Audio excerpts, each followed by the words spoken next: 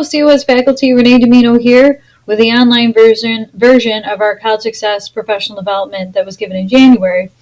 So you can see the agenda on screen. I'm going to go through and give you some general updates about COS. And then we'll get into advising tools in this video with a goal that you'll learn more about advisement resources and reflect on what you want to know more about. You can tell me about that in your evaluation. You'll see in our Blackboard space, I have this PowerPoint as well as an assignment that I use with students for degree works that you can feel free to use and edit as you see fit. There's also a couple of degree works example students that you can use as you go through degree works with your students that are listed in the Blackboard space. There's the online quiz game that was used during advising tools, Kahoot. I have a link to that in the Blackboard space. I'll talk a little bit about Kahoot as we go through this video. The next video will be on online discussions. And I have a training document that Paula Blue shared with me that is available in the Blackboard space. And then I'll also talk about in that video the index card activity, which is an activity we use to close, an activity you could use in your course. And then the evaluation, that's available on the Blackboard space. If you fill that out and send it to me, I'll know you took part in this online professional development. So let's get started here. So updates. I gave out copies of the MCC fact books. If you'd like those, you can email me and let me know. It is also available online. The COS text, nothing has changed this spring, but if you do need a new copy for whatever reason, you can see Lynn McGregor in 11209. If you do have feedback for the book, send that to me as soon as possible. Just write me an email, as I need to get the new version, a PDF created, and get that to the print shop by March. The LibGuide's been updated. What's happened in the update is that the library was kind enough to actually go through and combine the old LibGuide and the new LibGuide. So for example, in goal setting, you can see this is what you used to see in terms of the LibGuide. Well, they've also added in the quizzes and videos and some of the websites that used to be there. So make sure you check that out and you can utilize those again. What was there before. FYE workshops. So at this point, you've all received an email from me to sign up for those. Thank you for signing up for an FYE workshop. If it's a COS 133, please sign up for 2. If it's a COS 101, please sign up for 1.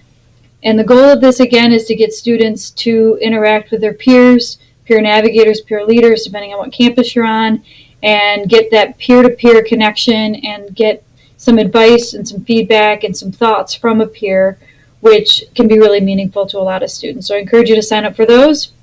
We will have on February 8th our next PD, and we're going to offer it to anybody in the SLTRS department. So you'll be getting an email from Lynn McGregor inviting you to that professional development. And if you're wondering if your student has been advised, remember to look in DegreeWorks Notes. That's a place where you can see notes from an advisor and a great way to check on your students and see have they been advised this semester. All right, advising tools for COS. This presentation was given by Amanda Rampy, and she had several goals. Gain a basic understanding of what students can expect from their assigned advisor and the integrated advising model. She took a step back to that integrated advising model. Enhanced understanding of degree works, including student education planner, notes, what if, transfer finder, and advisor. Review the benefits of schedule planner and the functionality of schedule planner advisor mode. Answer questions that have come up to help students in COS and gain awareness of future training opportunities for tools that seem especially useful. The integrated advising model. So she asked the group that was there how many knew what the integrated advising model was. Maybe a third of those there knew what it was. So then we went through and looked at the basics of the new advising model. So the ultimate goal is for every student to have an assigned advisor with pathways expertise so that they know information about their transfer career, their goals after college. That new students are primarily advised by professional advisors in the advising center. Continuing students are primarily assigned to a faculty advisor, and that happens after census, so after the first few weeks of classes, the students should be getting a faculty advisor. Students can request a new advisor or help reaching their assigned advisor by emailing schools@monroecc.edu. And Amanda shared with us that it's her that answers that email, and that basically, for whatever reason, students can get a new advisor, and that it won't fall back on the student, or people won't even know why the student is asking for a new advisor, just that they need a new advisor and that is assigned. Sometimes their schedules just don't match. So that's sort of the assumption if students are looking for a new advisor, even if it is that the student isn't connecting with that advisor and they want a new one. So, and we're moving toward a place where faculty advisors are more proactive about reaching out to set expectations about scheduling appointments, but you should still encourage your COS students to reach out to their advisors. But hopefully what the hope is they'll be getting an email from their faculty advisor. And please note that the advising location on DegreeWorks is not accurate. If you're not sure about a student, again, have them email schools@monroecc.edu to get to the bottom of who is their advisor. If they don't have an advisor, where should they go for advising? If it's not clear and they have questions, just email schools@monroecc.edu. DegreeWorks. So one of the questions Amanda posed was, how does DegreeWorks help students take ownership of their academic journey? And the idea is that, well, students can see what that journey is, and so then they can begin to refer to DegreeWorks and look back to that as a tool each time they need to register for classes. And I know my students online have found DegreeWorks really helpful in terms of, this is really a map of what I need to do and what I need to take, and it shows me what I've already done. What are the differences between referencing the DegreeWorks audit or what if compared to the pretty program info sheets? There are pretty program info sheets that are out there, but they're not up to date.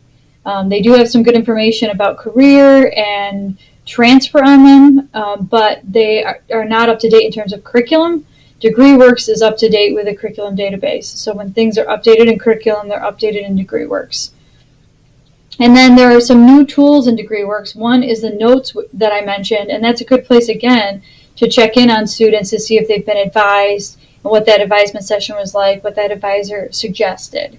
So it's a good tool for you to talk with students about, here's where you find the notes. These students do see these notes, and also for you as their faculty member to know that those notes exist and be able to check on that student.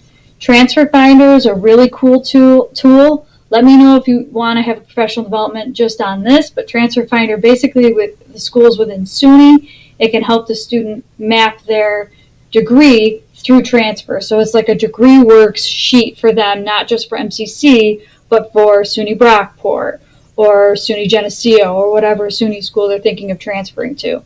And then Student Educational Planner, this is a place where a student can create their plan and put in the actual courses in the order that they're taking, whereas DegreeWorks has that listing, but it will not include all the prerequisites to those courses. So Student Education Planner is a place where you can put in the prerequisites and really plan out their entire degree with everything, whereas DegreeWorks assumes that they're program ready. So some cool features, and this would be something you could put in the evaluation to say, yeah, we want more information about Transfer Finder or Student Education Planner in a future COS professional development. Schedule Planner. Okay, so I got to go back to Schedule Planner. We have Schedule Planner in the textbook, and Amanda went through and reviewed it and showed us some different things about Schedule Planner. So this is one where I'm going to ask that if you want more information about Schedule Planner, put it in the evaluation. Check out the instructions we have in the COS textbook. You can play around with Schedule Planner a little bit in my MCC, but then let me know if you want more information. All right, and then quiz time. So the quiz was run through Kahoot, and Amanda just asked us several questions about advising through this quiz, and it was a cool online quiz. So I put it in the COS professional development space on Blackboard so that you could see it. So I'm going to move over here and click on Kahoot. I was able to sign up for a free account, and then I can create questions. And she asked us, like, if a student isn't sure where to go for advising, and then schools@MCC to email that. So check out Kahoot, start a free account, try it with your students, and this is the end of the first in our series of online professional development for COS.